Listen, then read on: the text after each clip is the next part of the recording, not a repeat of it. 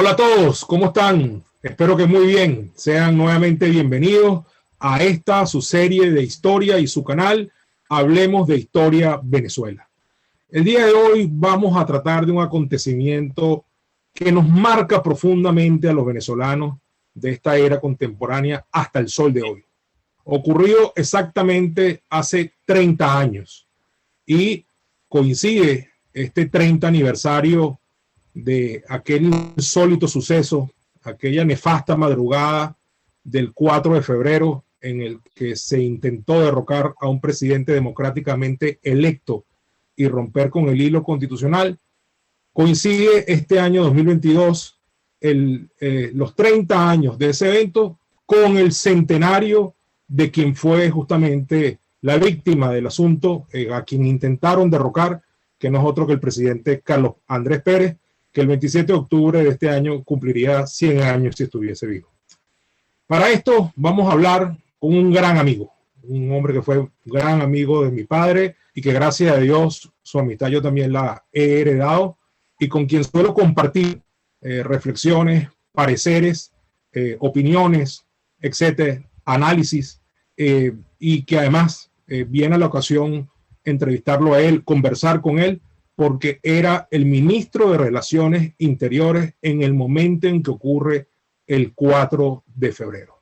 Se trata del doctor Virgilio Ávila Vivas, exparlamentario, exgobernador y, como dije, el ministro de Relaciones Interiores para el momento en que ocurre el 4 de febrero de 1992. Bienvenido, Virgilio, qué placer tenerte aquí.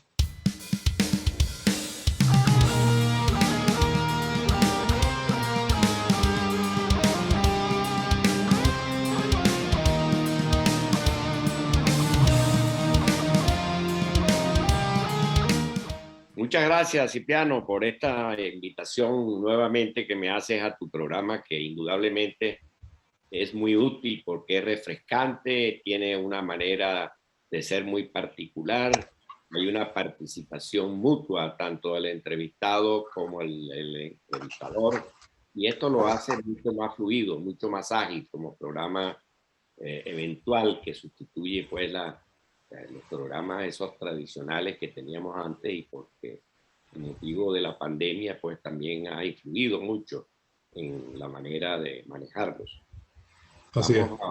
Vamos a conversar de un tema que todos los años lo oímos, lo vivimos y lo tenemos siempre en nuestros recuerdos porque forma parte, como tú dices, de la historia contemporánea de Venezuela, que fue el golpe del 4 de febrero.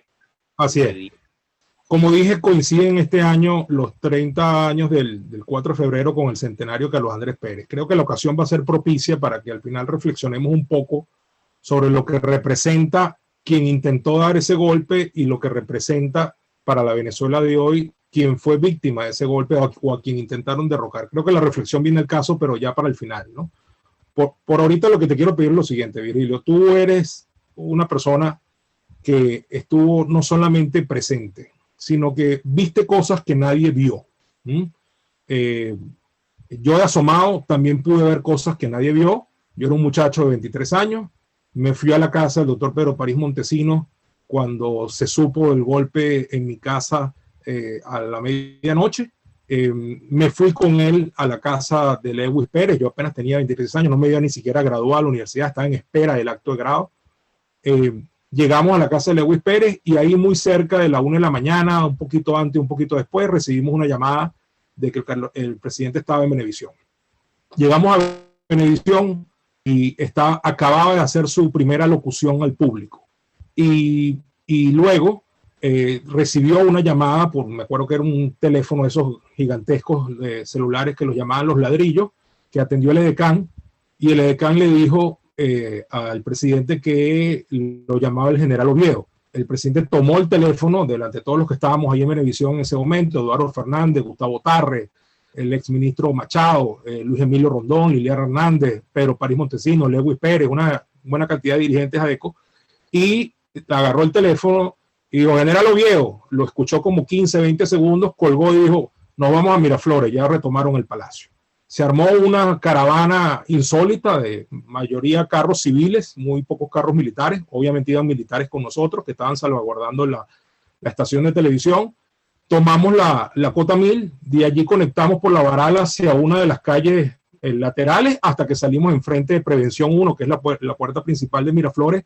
Allí nos bajamos acompañando al presidente. Había charcos de sangre por todos lados, todavía estaban recogiendo las armas, poniéndolas en orden. Uno caminaba y lo que pisaba era pedacitos de vidrio y de pared.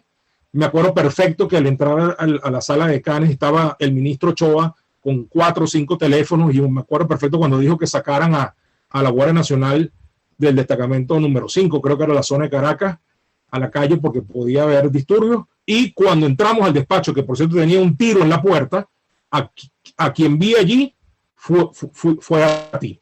Tú eras el único ministro civil que estaba allí. Es decir, Ochoa estaba en la sala de Canes, tú estabas dentro del despacho del presidente, y yo venía de muchacho asomado, acompañando a Pedro París Montesinos, que además hubiera sucedido el presidente si le hubiera pasado algo a Carlos Andrés, pero ahí estabas tú dando la cara en ese Miraflores. Llegaste antes que el presidente y seguramente viste muchas cosas, Virgilio, a lo largo de esa madrugada que nadie vio, y que yo te quiero pedir que hoy le dejemos a los venezolanos un testimonio de un actor en primera línea como tú. Ahora sí no te interrumpo hasta que no, por lo menos, empieces a echar cuento. Gracias, Virgilio. Muchas gracias a ti, querido amigo. Con el recuerdo siempre de tu padre, que fue un gran amigo y un asiduo visitante tanto en la gobernación del Distrito Federal como posteriormente en todas mis actividades públicas. Era un buen consejero, un buen amigo y un hombre con una sabiduría lograda pues en su experiencia y en su estudio, un hombre muy estudioso. Hacia él mi recuerdo permanente. Muchas gracias, Virgilio.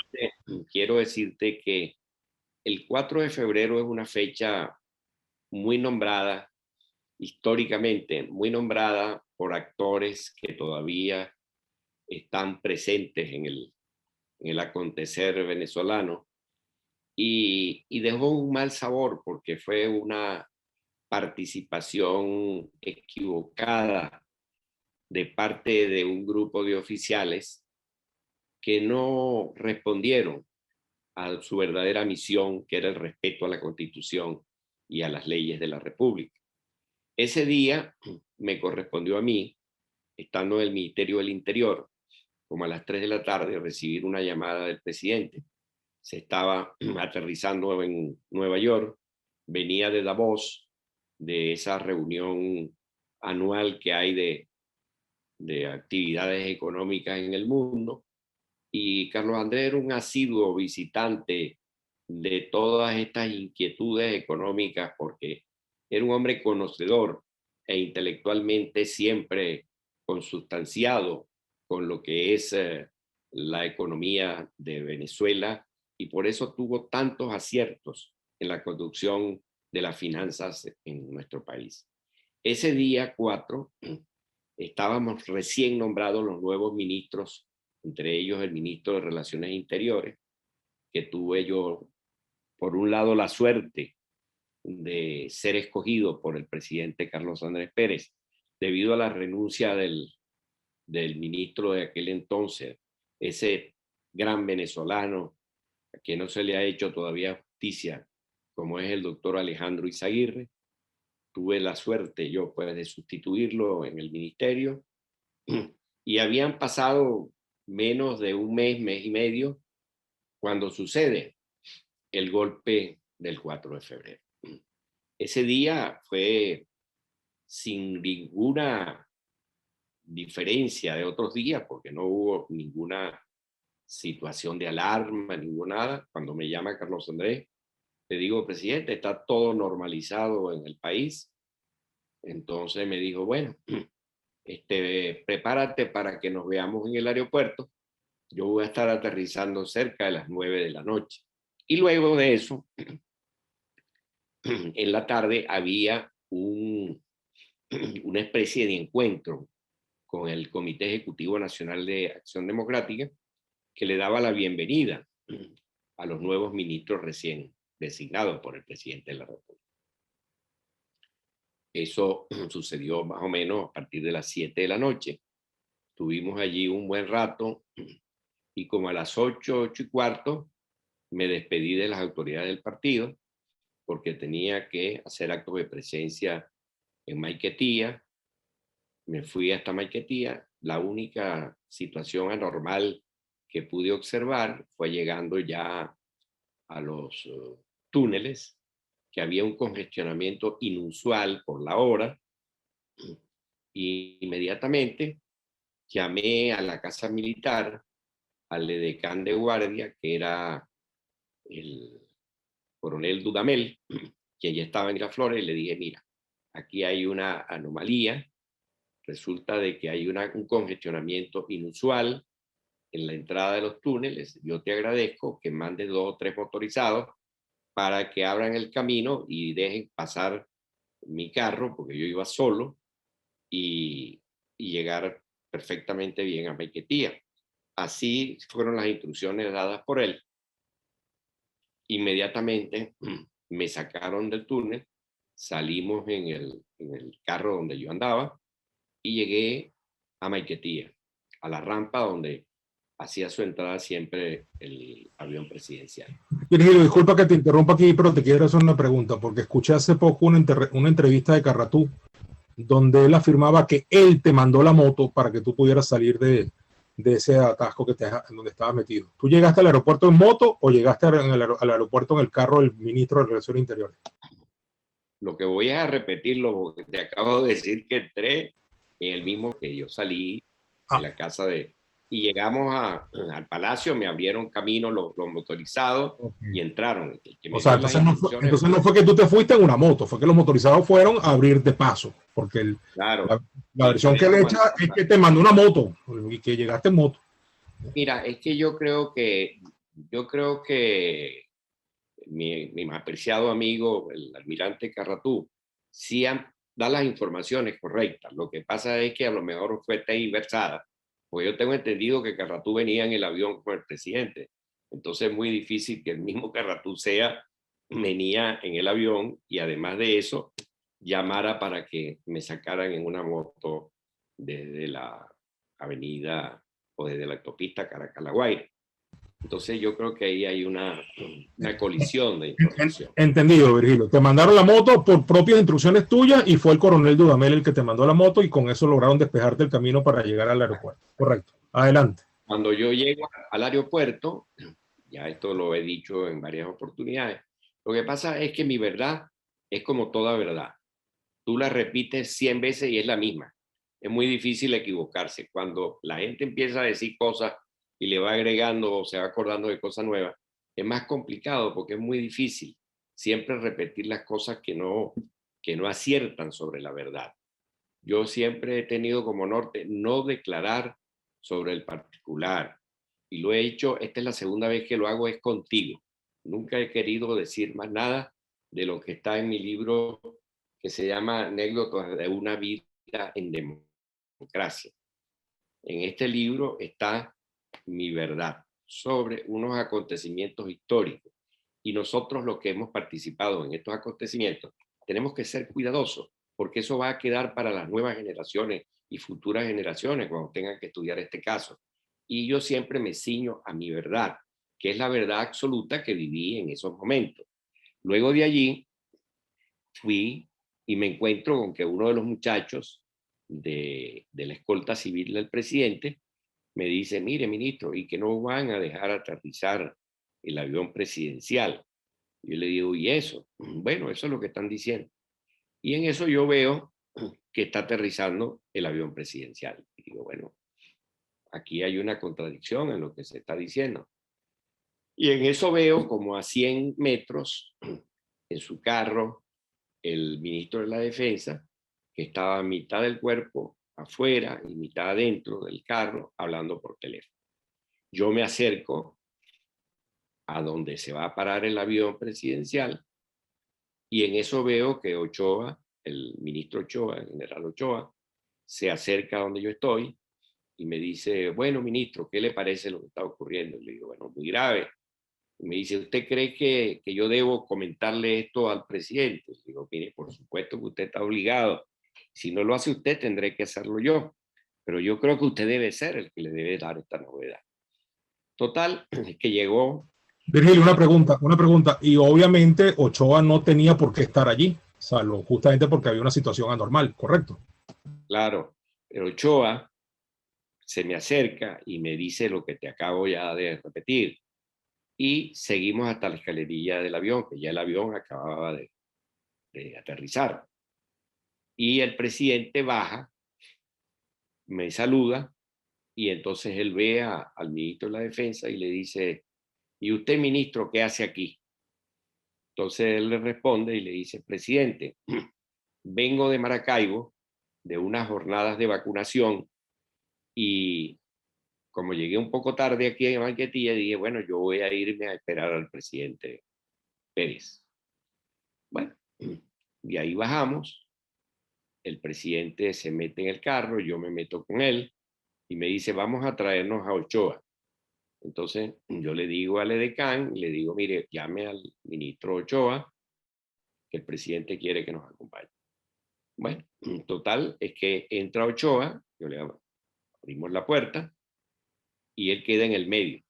Cuando salimos de allí, que vamos pasando por la autopista, yo veo que el ministro, ya frente a donde es el peaje, el primer peaje, bajando de La Guaira, no hace ninguna manifestación.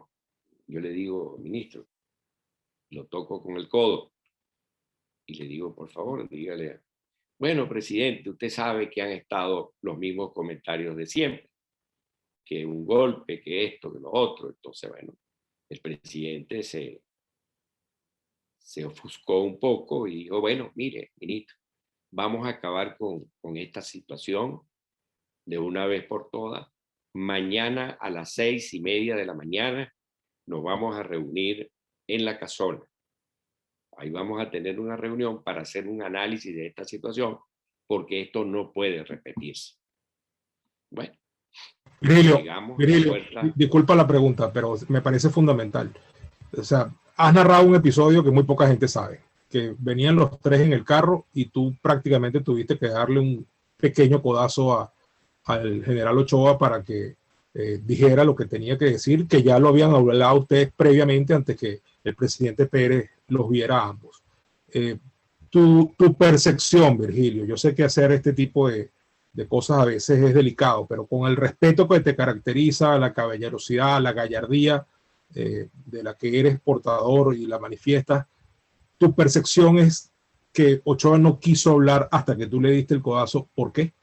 Por temor al presidente Pérez de su reacción, porque a lo mejor no estaba seguro de lo que iba a decir, porque de alguna manera podía haberse comprometido. ¿Cuál es tu opinión de por qué no quiso hablar hasta que tú prácticamente lo compeliste?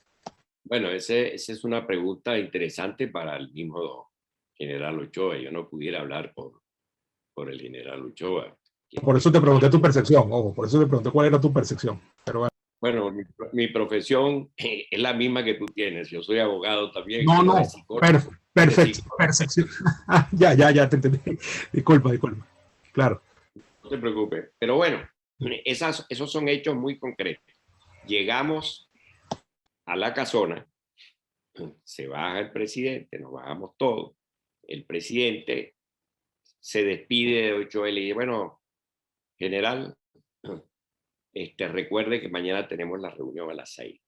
Después que Ochoa le contó al presidente, que el presidente dijo su speech y dijo qué íbamos a hacer el siguiente día, no hablamos más del tema. Se llegó a la casona con una tranquilidad absoluta, no hubo ningún tipo de movimiento. Y si me pregunta que si vimos gente en el estacionamiento de la casona, tampoco había nada de movimiento. ¿Esto qué significaba? Significaba que era una noche aparentemente tranquila. Una gente que trabajó su golpe de una manera muy picaresca, con mucho sigilo, y actuaron de la manera que actuaron. Tan es así que cuando se despide El presidente se despide del ministro de la Defensa y me dice a mí, entre. Fuimos a la suite donde habita el presidente de la República y nos sentamos allí, estuvimos conversando algún rato, me preguntó algunas cosas, yo le contesté y me vino a despedir hasta donde está una puerta que recuerdo que había una tranca muy grande, una tranca de esas que usamos en el interior para trancar las puertas. Me despidió y me dijo, no, estoy un poco cansado, Virgilio, y necesito acostar.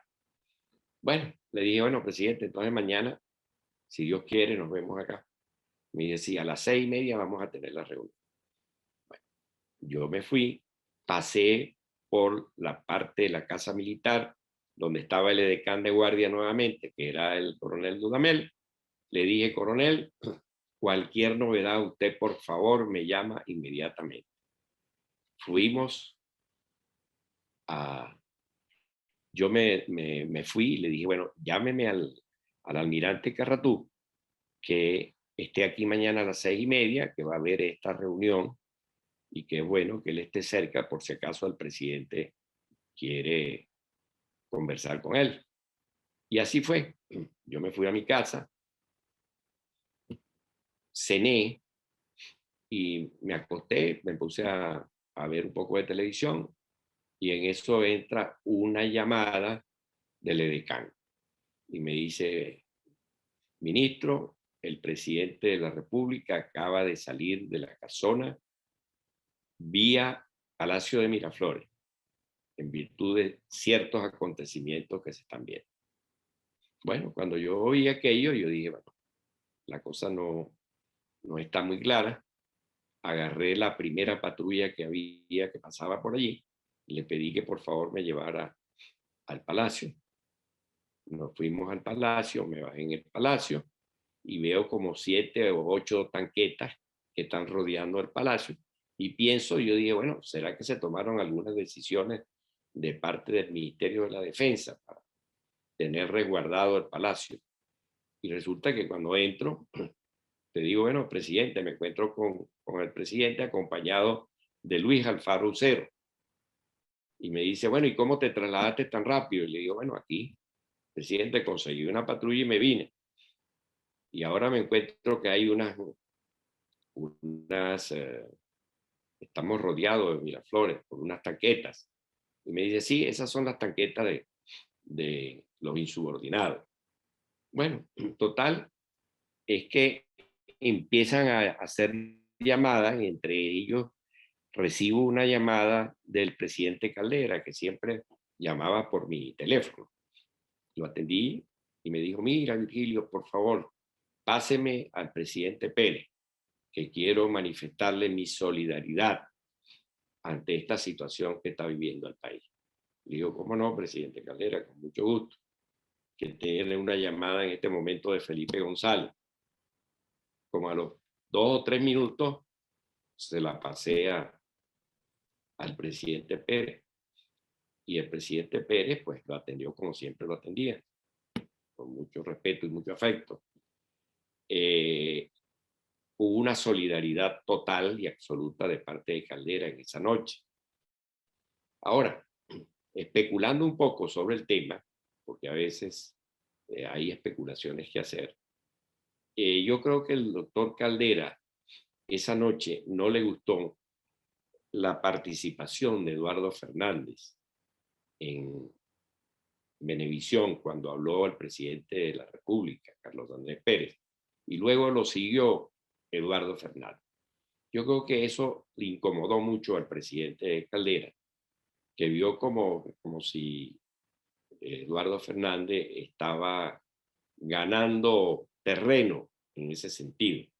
Y hubo una reacción de parte de Caldera que se vio evidente pues en su discurso posterior en el Congreso, porque ahí habían quedado todas las fracciones, absolutamente todas de acuerdo en que no iba a haber deliberación sobre lo del golpe militar.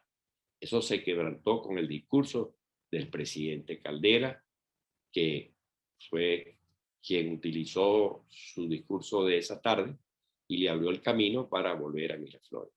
En eso y fue seguido por un discurso de Aristóbulo que no iba a hablar, pero que se entusiasmó a hablar cuando habló Caldera. Exacto. Muy interesante lo que dices de Caldera con respecto a Eduardo Fernández, Virgilio. Nunca lo había pensado, ¿no? Que ahí podría haber surgido un malestar, no sé si un celo histórico tal vez también, pero yo sinceramente creo, y estoy casi seguro que vas a compartir mi criterio, yo creo que Eduardo Fernández actuó esa noche con mucha responsabilidad y además en ejercicio del rol que le correspondía, porque a pesar de que Caldera era un expresidente, Eduardo Fernández venía de ser el último candidato de Copey a la presidencia de la República, fue quien compitió con Pérez en el año 88 y a los efectos él era el líder de la oposición y además se hizo acompañar por Gustavo Tarre Briceño, que era líder parlamentario de Copey, y yo creo que hizo algo muy, muy responsable que Venezuela se lo debe en ese sentido, ¿no? Independientemente del juicio que tengan mucho sobre sus últimas actuaciones o sus últimos pareceres sobre esta coyuntura específica, pero en ese momento actuó responsablemente del punto de vista. Actuó como un gran político, actuó con un sentido de responsabilidad y sobre todo actuó como un gran demócrata. Estuvo acompañado indiscutiblemente de otra gran persona, como es Gustavo Tarre, hijo de un gran amigo mío también, que cultivé en el Congreso, como era el doctor Alfredo Tarre Murcia. Pero en ese sentido, pues yo debo decirte que ahí hay cabos todavía que apretar para conocer un poco la verdad histórica. Pero lo cierto es que vino el discurso del presidente Pérez, esa noche salimos del Palacio de Miraflores por la vía de un sótano que hay entre la oficina del presidente y los estacionamientos del palacio. Hasta allí fuimos, estaba muy oscuro el túnel, caminamos el almirante Carratú, el presidente de la República, y luego Alfaro, a quien yo acompañé, hasta el carro. Cuando llegamos al carro, nos metimos todos en el carro, pero Alfaro no apareció. Después Alfaro me dijo el siguiente día que él se había quedado cuidando, resguardando el palacio, pues, de una manera jocosa. Pero efectivamente tuvo un comportamiento también muy serio, muy solidario esa noche. O sea, Virgilio, que Alfaro se perdió en el camino hacia el estacionamiento por la vía de los túneles. No, él llegó hasta los carros, y ahí yo creo que él desapareció. Digo, bueno, ¿qué voy a hacer yo para allá? O una conjetura que uno hace. Pero no hubo absolutamente nada. Tratamos de salir por la puerta de salida en el carro. La puerta automática no abría. Yo le dije al chofer, le dije, eche para atrás y vamos a tratar de salir por la puerta de entrada. Y así fue. La puerta de entrada sí funcionó, abrió y por ahí salimos. Lo extraño es que no había ni una sola tanqueta que resguardara pues la salida del palacio por ese lado del estacionamiento. Y así pudimos salir. Salimos vía Fuerzas Armadas y después llegamos hasta allá y el presidente, cuando estamos ya en plena Cota 1000, me dice, Virgilio, ¿de dónde estamos nosotros más cerca? ¿De Televen o de Venevisión? Le digo, no, presidente, de Venevisión. Entonces le pasamos el teléfono y él mismo llamó a Venevisión y dijo, mire, es el presidente Pérez que le habla, nos estamos dirigiendo allí al canal, me voy a dirigir al país, tenga todo prendido para cuando lleguemos allá con la caravana. Y así fue, como a los 15, 12 minutos estábamos ya en el palacio, todo estaba funcionando, nos abrieron las puertas, estaban abiertas, estaban encendidas todas las luces y pudimos entrar pues sin ningún problema. Y se preparó el presidente Pérez inmediatamente, entró en el salón ya de transmisión y se dirigió al país. Yo creo que ese fue un discurso extraordinario desde el punto de vista histórico, que marcó una pauta de cómo gobernar en situaciones difíciles, incómodas, como la que sufrió Venezuela esa noche. Justo cuando acababa de terminar de hacer esa locución, la primera, porque hizo dos, justo cuando terminó ahí, eso sería muy cerca de la 1 de la mañana, 1, 1:30, ahí fue que llegamos nosotros en una pequeña caravana donde iban, entre otros, Lewis Pérez, Gustavo Mirabal Bustillo, Pedro París Montesino y algunos más, entre los que iba yo acompañándolos a ellos bueno, a darle todo nuestro respaldo al presidente Pérez y a ver qué se podía hacer por salvar a la democracia, ¿no? Adelante, Virgilio. Yo creo que fue muy útil pues ese comportamiento ciudadano que hubo de solidaridad partidista con el gobierno, con el presidente de la República, y pienso que fue muy útil porque con la intervención de Carlos Andrés Pérez esa noche, el golpe se desarmó, el golpe cayó en desahucio, como dice, y efectivamente a los 10 minutos el presidente Pérez decidió que regresáramos al Palacio de Miraflores. Le dio las instrucciones al almirante Carratú, que en todo momento tuvo una recia decisión del manejo de las circunstancias que estábamos viviendo. Y de allí salimos. Cuando salimos, entramos por la parte de atrás del Palacio Blanco y ahí estaba una tanqueta. Cuando llegamos y se dio la tanqueta, dice el almirante Carratú al chofer, le dice, por favor, párese. Y él se bajó a la tanqueta y dijo, déjeme revisar la tanqueta. Fue a la tanqueta, habló con ellos y inmediatamente se devolvió el carro. Él dijo, no, presidente, son de la gente solidaria con el gobierno. Virgilio, tú te acordarás en ese instante, cuando llegamos a la Urdaneta en esa caravana, tú ibas con el presidente, nosotros íbamos en los carros de atrás, tú te acordarás que todavía se escuchaban tiros a lo lejos, ¿no? Te debes acordar de eso perfectamente. Sí, claro. Y por cierto, Virgilio, una anécdota jocosa de Venevisión, se la estaba refiriendo Héctor Alonso López en estos días. Me acuerdo perfecto que ahí estaba una señora, yo me imagino que era la esposa de alguno de estos dirigentes que estaba allí, que se fue con él para allá. Y en lo que el presidente Pérez terminó la segunda locución, que ya lo hizo con el fondo negro, las banderas atrás y tal, la señora le dijo, presidente, por favor, cuénteme, ¿cómo se escapó? Y, y entonces Carlos Andrés Pérez, con su muy característica personalidad, le dijo, pues ¿cómo uno se escapa de esas cosas? ¿Cómo se escapó? Pues como uno se escapa de esas cosas. Es lo interesante que el presidente Pérez de verdad tuvo un carácter muy recio esa noche, a pesar de que me había manifestado que venía cansado del viaje, pero se lució en el buen sentido de la palabra, se recicló.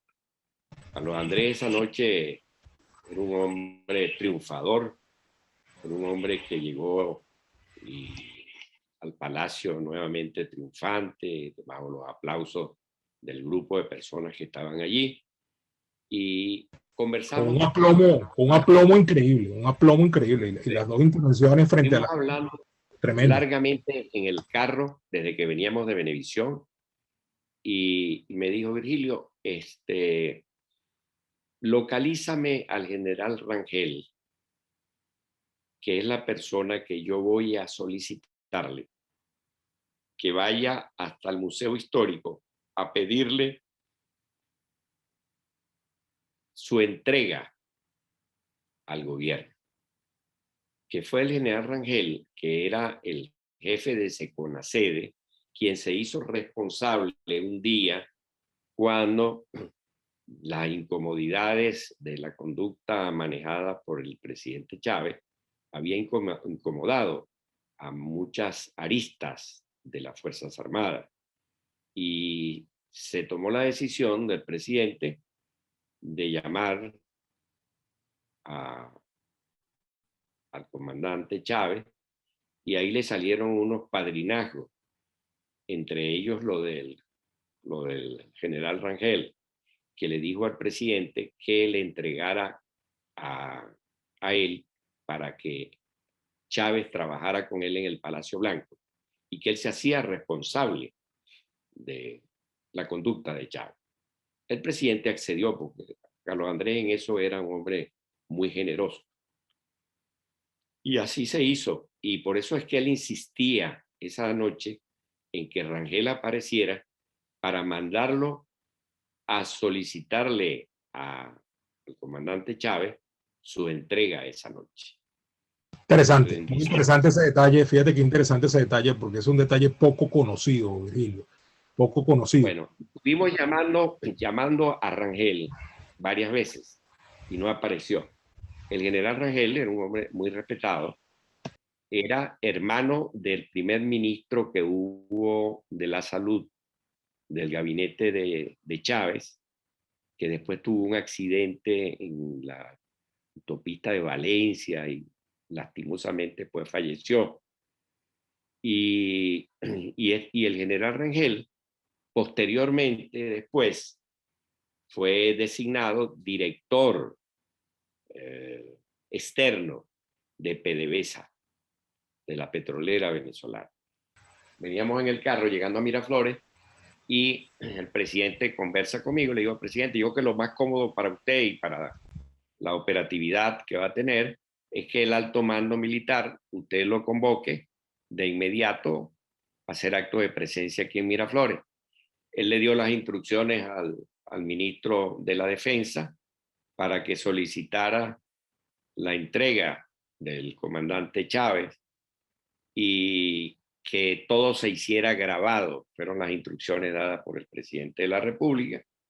Y allí aparecieron dos nombres de dos personas que fueron nombradas también por el presidente Chávez posteriormente en sus usuales programas, que era Guillermo Santelí Ruiz, que era el director de planificación, y de Fernán Altuve Febres, que fueron las dos personas que comisionó el ministro de la Defensa para hacerle la solicitud a Chávez de su entrega. Y allí entonces vino el famoso por ahora, y luego del por ahora salieron el comandante Chávez y estos dos emisarios enviados por el ministro, se fueron y llegaron como a las 12:30 del mediodía al Ministerio de la Defensa. El ministro de la Defensa, esto lo declaró Chávez posteriormente, no lo estoy inventando yo, dijo en la televisión que habían ido a solicitarle la entrega a estos dos personajes que eran amigos personales de él y que eran además asiduos conspiradores. Es decir, ya Chávez admitía pues que habían sido conspiradores. En este sentido, se fueron hasta el Ministerio de la Defensa y el ministro de la Defensa, no sé cuál sería la razón, de cansancio, no sé, de la comisión que acaba de entrar allá, los invitó a almorzar y le digo que bueno, a lo mejor estaban cansados, ¿no? Eso también está referido en programas de televisión y quedaron marcados porque fueron repetidos por el presidente Chávez en una de sus incursiones en la televisión y en los programas aquellos que daba permanentemente los días domingos. Lo cierto es que definitivamente estos son los pormenores de este 4 de febrero. Posteriormente hubo la sesión extraordinaria del Congreso, donde ya conocemos y conocimos la reacción del presidente Caldera frente a la actitud asumida por Eduardo Fernández en el programa después de que hablara el presidente de la República en Venevisión. Esto todavía es una conjetura, nadie sabe por qué hubo ese cambio de un día para otro en el ánimo del presidente Caldera. Virgilio, una pregunta, Virgilio. Muy importante el tema de Santelís y la otra persona, ¿no? Santelís es un personaje más o menos conocido, el otro es mucho menos conocido, ¿no? Sin embargo, el detalle de que el presidente Pérez, como tú mismo lo has ratificado, que te consta que dio la orden de que lo que fuese a decir se grabara, ¿quién termina desobedeciendo al presidente Pérez en la forma en que suceden las cosas, que fue en vivo? ¿Lo desobedeció el ministro el ministro se lo transmitió a estas personas y estas personas fueron las que en medio del asunto permitieron que Chávez saliera en vivo y no que lo hubiesen grabado, que era lo que ordenó el presidente Pérez. ¿Quién fue el que terminó desobedeciendo la orden del presidente? Cipriano, yo no puedo especular al respecto. Eso valdría la pena que en un programa tan importante como el tuyo llamaras a todas estas personalidades y se le hicieran las preguntas: ¿qué hacían ellos? ¿Por qué hicieron esto? ¿Cuáles fueron las instrucciones del presidente? Yo acabo de repetir las instrucciones del presidente, pero ¿por qué ellos desobedecieron o por qué hicieron lo contrario? ¿Y por qué invitaron a almorzar al comandante Chávez, que era un preso en ese momento?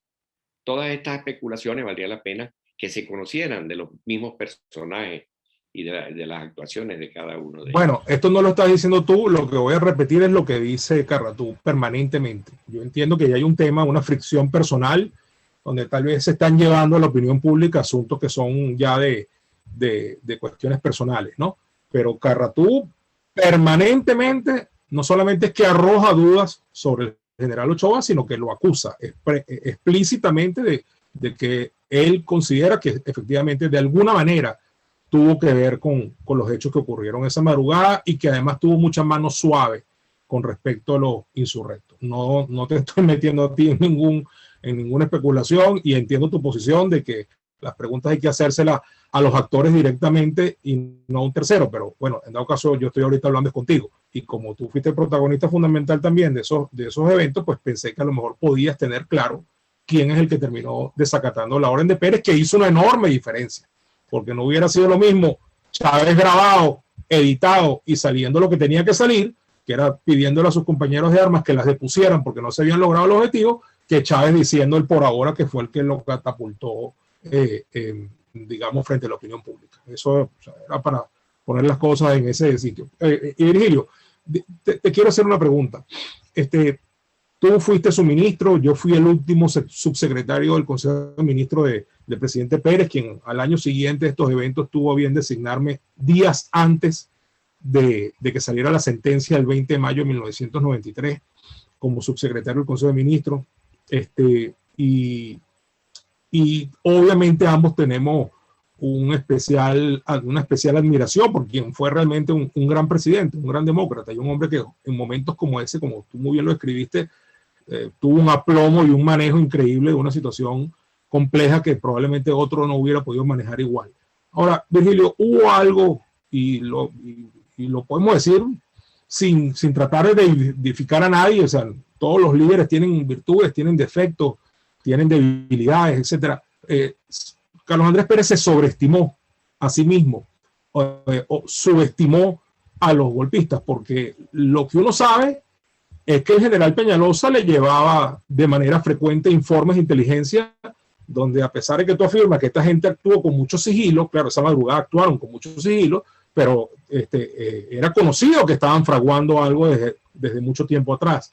E hiciste referencia a una llamada de Felipe González. No sé si habrá sido en esa llamada o habrá sido en otra previa, pero lo cierto es que, por ejemplo, una de las cosas que conversaba con Héctor Alonso López en estos días es que me dijo que Felipe González puso al tanto el presidente de que había un golpe en marcha, que la inteligencia española lo había detectado. Entonces, te pregunto yo a ti, y te lo digo para decirlo para la historia, no porque uno tenga sobre esto un juicio de valor negativo ni nada, pero ¿se sobreestimó el presidente Pérez pensando que a él no le iban a dar un golpe? O, visto de otra manera, subestimó a los golpistas y los creyó que no iban a ser capaces. ¿Qué piensas tú de eso? Yo creo que la historia de Carlos Andrés Pérez habla por sí sola. Carlos Andrés Pérez vivió momentos muy difíciles de la República desde el gobierno de don Rómulo Betancourt. Subsistió 3 golpes de Estado de los más crueles que han habido en la democracia venezolana y parte de la historia del país. En eso hay evidencias de que el presidente Pérez estaba más que sobrado. Y yo creo que él sí tuvo, lo que tú dices, una pequeña dosis por encima de que a él no podía pasarle absolutamente nada de eso, porque ya él tenía una historia, tenía una experiencia, y sobreestimó con esa historia y con esa experiencia lo que sucedió. En eso estamos muy claros y corresponde decirte que estamos totalmente de acuerdo. Y debo decirte también que Carratú Molina actuó como un hombre muy leal con el presidente Pérez. Yo no comparto la tesis pues a rajatabla, porque yo tengo que tener elementos para poder dar una versión exacta. Yo tengo una formación judicial como abogado y como experimentado en el Poder Judicial. No me gusta soltar cabos sin tenerlos amarrados como buen oriental. Entonces yo creo que tiene muchos rasgos de importancia la presencia histórica de Carratú por su lealtad con el presidente Pérez.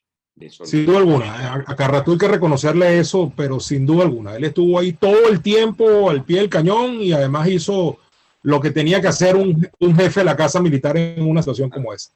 Ahora, hay una parte que no es que es especulación, sino que la he oído yo de gente muy importante, que el golpe se aborta desde el mismo 4 al mediodía, cuando el novio de una de las hijas del director de la Academia Militar va a casa del director de la Academia Militar y le dice que quiere hablar con él, que se está fraguando un golpe, y le echa todo el cuento de lo que iba a suceder.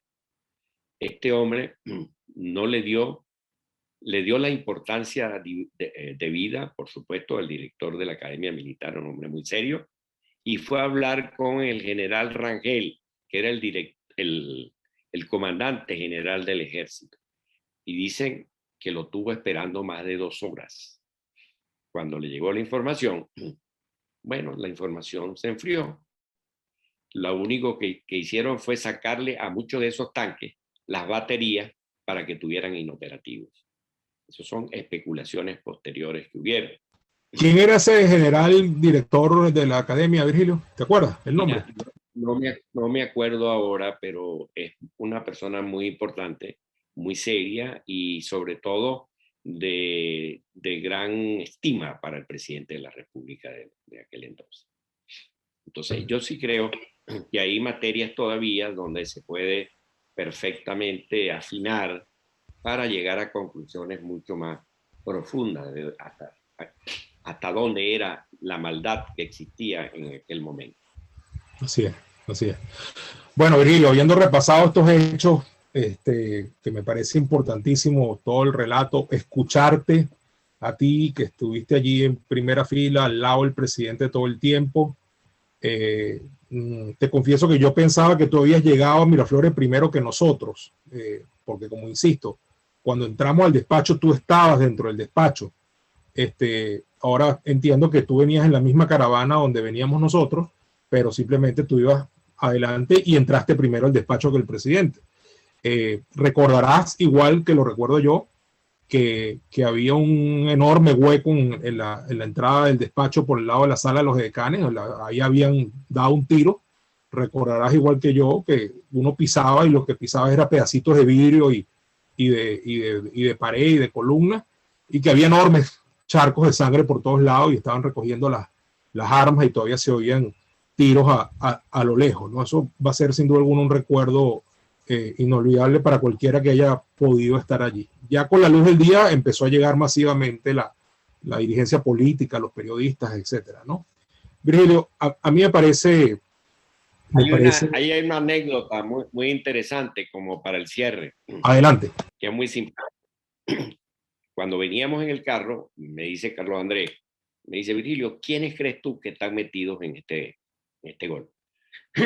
Yo le digo, bueno, está Uslar,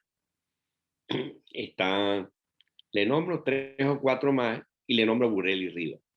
Y me dice, de todos los que tú me has nombrado, el único que yo sí creo que puede estar metido es Bureli, porque siempre en la historia de Venezuela, cuando ha habido un golpe de Estado, hay un trujillano que es el que redacta el acta del cambio de gobierno. Qué simpático esa anécdota, ¿verdad? Qué ocurrente. Pero bueno. Eso te describe el estado de ánimo de Carlos Andrés Sí, frente a las adversidades. Sí, sí. Bueno, igual que la deuda que te conté cuando estábamos en Venevisión, que a lo mejor tú la recuerdas, a lo mejor no, de la señora que le preguntaba, presidente, ¿cómo salió? Bueno, como uno se escapa de esas cosas. Una respuesta jocosa en medio de la tensión que había. Virgilio, vamos a cerrar con una pequeña reflexión, ¿no? Para que reflexionemos aquí ambos. Esa madrugada nos ha marcado tanto que sus efectos llegan todavía hasta nuestros días. De hecho, hemos sido víctimas y estamos padeciendo todavía al sol de hoy, febrero de 2022, los efectos de un acontecimiento que ocurrió hace 30 años. No nos hemos todavía librado de esta suerte de maldición, ni hemos terminado esta pesadilla que se ha prolongado demasiado en el tiempo, pero creo que hacer un contraste ahorita es válido desde el punto de vista histórico, desde el punto de vista político, desde el punto de vista pedagógico, lo que representó cada personaje en ese momento y lo que representa hoy día. Y esto lo traigo a colación por algo que ya dije al principio. Este 2022 están coincidiendo los 30 años de aquel 4 de febrero y el centenario de Carlos Andrés Pérez. Me parece que es justo decir que ahí se confrontan en esas dos personalidades, en ese hecho, y los personajes se confrontan aquello que Gallegos trató de confrontar también en su Doña Bárbara, ¿no? La civilización y la barbarie. He allí claramente en ese episodio a quien representa al militarismo latinoamericano, al tirador de paradas, al militarista, y quien representa por el contrario a un gran demócrata institucionalista que además supo sobreponerse en una coyuntura tan complicada como esa. Quisiera compartir contigo esa reflexión porque me parece que esa comparación, ese contraste, no solamente es válido, sino que es necesario hacerlo para poner a cada quien en su lugar y poder valorar los hechos tal y como fueron. Bueno, yo comparto contigo todas estas inquietudes, pero todo esto nos debe dar una reflexión futurista de los cambios que va a tener el país en los próximos años. ¿Cuáles son esos cambios? La necesidad, ya lo hablamos en un programa anterior, de la unidad. Es necesario que la dirigencia política del país se dé cuenta de la magnitud de su responsabilidad y que se vean en el espejo de Chile. Chile ha abortado por lo menos 3 o 4 generaciones de gente joven. Ellos cuando entraron a la política tenían 20, 22, 23 años. Ya son cincuentones, ya son también adultos mayores casi. Ellos no se dan cuenta de que va a suceder exactamente lo mismo, que la nueva dirigencia política del país está egresando en este momento de las universidades. Esos son los que van a sustituir el nuevo liderazgo. Si no se ponen los pantalones donde tienen que ponerse y no se ponen de acuerdo y pensando que la gran reflexión y la gran lección es ir por el camino de la unidad. Aquí nadie puede ir por su lado. Eso es absurdo. Fíjate que el ejemplo de Chile es que un hombre de 32 años, de izquierda o de derecha, no importa, pero es una generación nueva la que está asumiendo el poder en Chile. Esa es la reflexión y ese es el espejo y la mirada donde tienen que ponerla los actuales dirigentes políticos, que pareciera que son los adversarios unos con el otro. Todo lo contrario, que piensen en la unidad del país y que piensen en su gran responsabilidad para con las nuevas generaciones, o si no que se vean en el espejo que acaba de suceder en Chile. Un hombre de 30 años llegó a la presidencia de la República. Ya nuestros dirigentes están cerca de los 50 años y los de 30 y por debajo de los 30 están egresando de nuestras universidades con un liderazgo fresco y con una oportunidad clara por lo que se define en el país como un camino a seguir, el camino de la unidad nacional, como decía Jovito Villalba, Rómulo Betancourt y Rafael Caldera. Muy bien, Virgilio. Sí, bueno, efectivamente. Creo que el único que no ha cumplido 50 años de esa generación a la que tú te refieres es Enrique Capriles, que debe tener ahorita 49. Pero de resto, todos los demás están ya, si no en 50, un poquito más allá. Esa es mi generación, por cierto.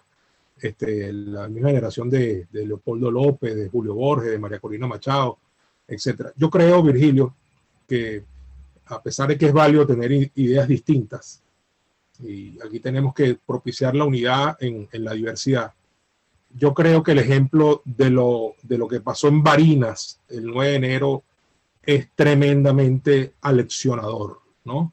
Porque cuando tú y yo grabamos el último capítulo juntos, que fue con motivo de un nuevo aniversario del Pacto de Punto Fijo, que fue en octubre del año 2021, tu llamado casi que era desesperado, porque lo que estábamos viendo en la opinión pública era un torneo de insultos de allá para acá, donde más duros se estaban dando entre los candidatos a las gobernaciones y las alcaldías, que eran de oposición, entre ellos, que el debate que había con el régimen. Y evidentemente el adversario está en la acera de enfrente, no está de los lados, aunque de los lados a veces hay que dar algunos codazos, ¿no? Sin embargo, creo que lo que ocurrió el 9 de enero, una vez que se consuma el fraude en Barinas respecto al 21 de noviembre, donde Freddy Superlano ganó la gobernación y no se la reconocieron, hicieron una maroma de esta que hace esta gente, lo que ocurrió el 9 de enero es muy significativo, porque ahí hubo magnanimidad, hubo grandeza. Freddy Superlano, que fue el gobernador electo, que es el legítimo gobernador electo de Barinas, se entendió que su rol no era quedarse para la queja, sino apoyar al nuevo candidato a la unidad, asumió prácticamente la jefatura de esa campaña. Un hombre como Rosales Peña, a quien tú conoces bien, que fue gobernador de Barinas en su momento, que había competido y sacó 50,000 votos, también se sumó a la campaña de Garrido, sin caer en cantos de sirena de quienes le estaban proponiendo que repitiera como candidato, y demostró que esos 50,000 votos eran de él, no de las tarjetas que lo estaban apoyando, y logró endosárselo a Garrido. Así que yo creo que aquí tenemos una tremenda lección, ahí hay un ejemplo a seguir, ahí se tuvieron que tirar puentes nuevamente, y como este año lamentablemente pareciera que el revocatorio ya naufragó, y que lo que va a venir es primero una renovación interna de los partidos, yo le apuesto, Virgilio, a que los partidos se fortalezcan internamente, realmente puedan hacer una verdadera renovación, un remozamiento, no solamente en el liderazgo, sino también en las ideas, para que podamos construir nuevamente, reinventar, reconstruir esa unidad por la cual tú tanto clamas y que es indispensable para poder lograr los objetivos superiores. Magnífico, magnífico. Estamos completamente de acuerdo. Hay dos ejemplos importantes, el de Barinas y el de Chile.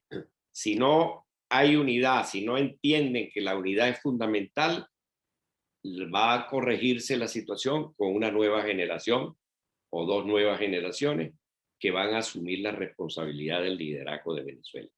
Por eso es mi llamado cordial a todos estos dirigentes que gozan de mi admiración, de mi cariño, de mi afecto.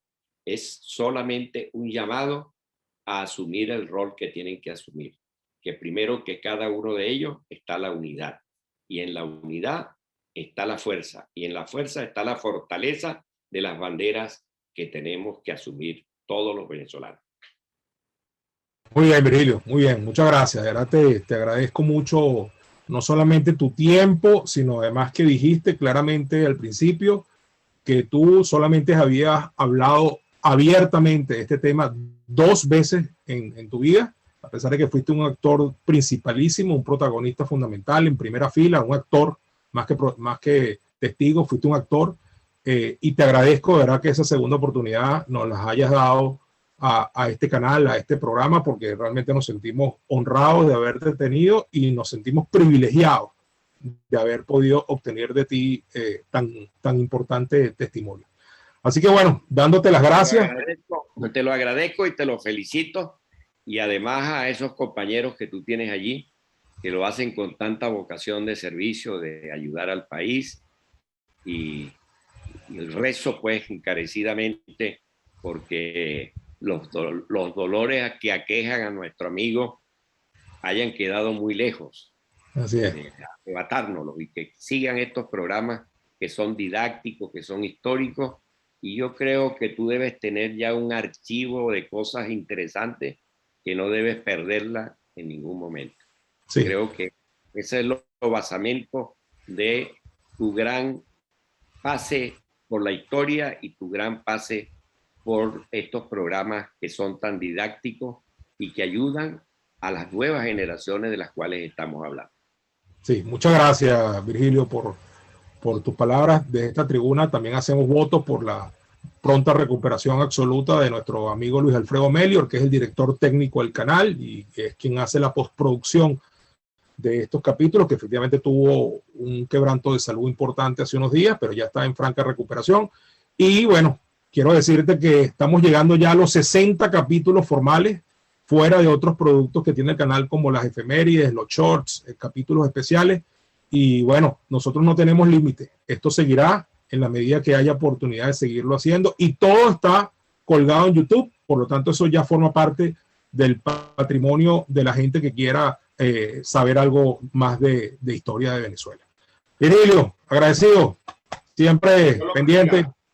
Amén. Y espero que sigamos coincidiendo en muchas cosas. Este año seguramente con motivo del centenario del presidente Pérez vamos a compartir en algunos espacios. Un abrazo.